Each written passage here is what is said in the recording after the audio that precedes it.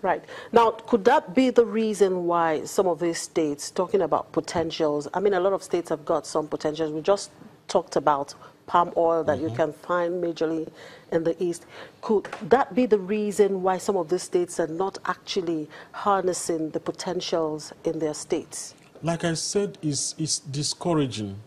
You know, you see a state that have maybe a state like Lagos, you know, where water transportation should be able to ease the transportation challenges you have in the state. But before a state government can even build a small bridge or even a small harbor for ship, for boat, you know, you need federal government concurrence or something.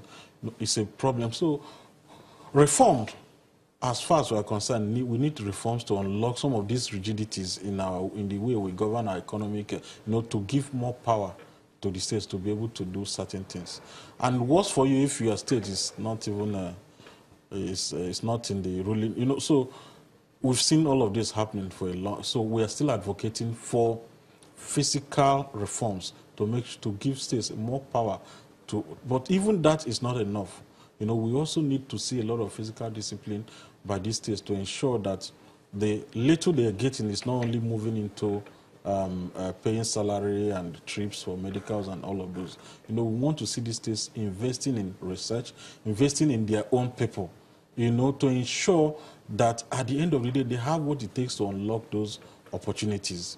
You know, taking, for instance, you are talking about oil palm before we came in. We have a lot of potentials there. Countries like Malaysia, what they generate from oil palm in a year is more than what we're generating from the almighty crude oil in Nigeria. And history, I was not there, said that they started by coming to Nigeria to ask questions and pick some, you know, that is the story we read, you know. So it's a challenge. This country last year, you know, generated about $30 billion $34 billion US from palm oil alone. And Nigeria is bigger than them, better climate and everything. What are we waiting for? And this is a country that our total production now, I had is now 900,000 metric tons. It's about 600 about 5 years ago. But our consumption is about 1.6 million. So there's still a huge gap. There's still a huge. So we need to look inward to begin to do certain things to make sure that scarcity of foreign exchange and exchange rate doesn't put a lot of problem to us again, because if we continue to rely on crude oil, everybody knows that, like the Vice President said the other day, that crude oil is leaving us, whether we like it or not, because a lot of technologies are happening all over the world. People are moving into gas, moving into renewable energies. So at some point we have this, but nobody is ready to accept it from us at some point. Right. Now, the FG seems to have rolled out some kind of initiatives over the last 1 year to address some of the challenges faced business environment. To what extent do you think that these initiatives have actually assisted the states in attracting new investment? Not so much. Over the last 1 year at least, we've seen the federal government presidency, especially under the leadership of the vice president, talking about ease of doing business. World Bank ease of doing business ranking, Nigeria is 169 by all those 13 indicators, be it paying taxes, getting electricity, port or border, crossing border, minority interest, and a whole lot of. It's about 13. Nigeria is 169 out of 185 countries. And this is a country that boasts to be the largest country of black people in the world, 26th largest economy, the largest economy in Africa. So this is a mismatch. And the federal government have taken this very seriously. And the mandate is that every year, over the next 5 years, we'll be moving from 169 to towards 100 or towards 1, 20 steps every year. We hope that this target is achieved, but they've done a good job by bringing this issue not just under the table to the table, but in terms of removing bureaucracy, and that led to a lot of executive orders, the first executive order, second executive order, payback 60 days and 90 days and all of those. But we're tracking the success of this very work they've done on ease of doing business. We find out that it's only consciousness that they've raised. We've seen a lot of resistance by the ministries and departments, especially at the operational level, to implement. And I talk about implementation again. For instance, Custom, about 2-3 months ago, came out and said the roadblocks outside the port is off. Go around everywhere. The Custom Highway Department or the Federal Highway Department, they are still there, harassing motorists and harassing.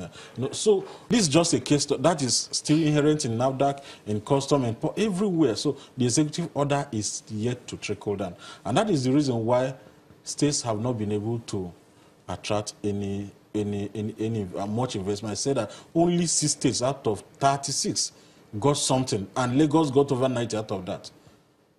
So we need to make sure, and states have also not buy into this ease of doing business. We want to, because a lot of things that inhibit businesses are local factors. States need to look at it and see how they can localize this ease of doing business in their own jurisdictions. Now, there's this restructuring debate, the issue of restructuring that's been going on. What kind of effect do you think that can actually have on the states towards generating revenue and, of course, attracting investment, as you have said? Yes, I've mentioned a part of it before, that we need reform, economic reform. But of course, we cannot separate economy and politics, because the way do we have to restructure to be able to achieve that? Well, some of them need a kind of restructuring. I've talked about moving a lot of things in the exclusive list. Exclusive is just federal, to the concurrent list, and I mentioned exploration of solid mineral. If you talk about that now, you're already touching some sensitive or no-go area conversation in Nigeria, but we can only run away from it for some time. But we need to restructure the way we govern ourselves and the way the authorities we have to use what we have or to exploit what we have. Only doing that can the state have this ownership, And I've given an example before. You are able to attract a company manufacturing maybe palm oil, you explore palm oil, you plant and refine. For example, Okomo oil in Ogun State. The only thing those state governments can get from Okomo oil, because they are there, is that they can employ their people. And the people they will employ there are just locals for security. The real experts may come from Lagos or even outside the country. And the tax on employees, that is payee, is the only thing that goes to the state government directly. Every other thing that is generated goes to federal government, be it a company tax, education tax, VAT, and every other thing. So it makes it difficult for these states to be encouraged to attract investment. Right, thank you very much, Mr. Wani, for your contribution. I'm sure it's an ongoing conversation and we'll continue to talk about it. Thank you very much. Vincent Wani is the Director of Research and Advocacy at the Lagos Chamber of Commerce. After the break, Harvard Business School Association pledges support to the Lagos State government on infrastructure financing. To stay with us.